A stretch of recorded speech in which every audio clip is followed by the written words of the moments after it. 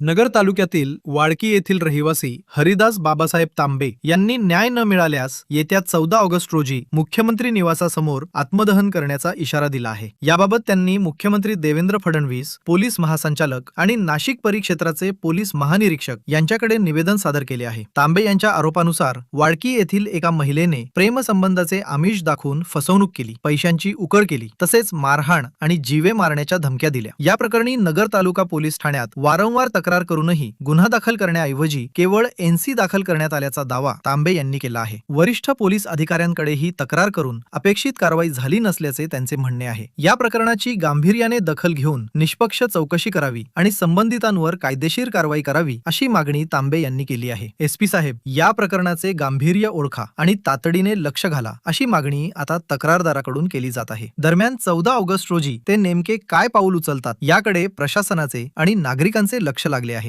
माझं नाव हरिदास बाबासाहेब तांबे, राहणार वाळकी।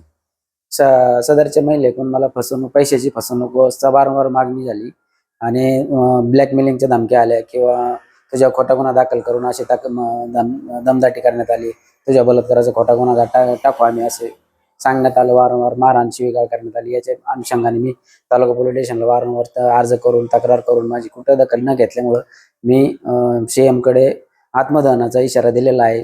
16/7 मी आत्मदहनाचं पत्र त्यांना दिलेलं आहे व माझं आत्मदहन 14/8 आहे।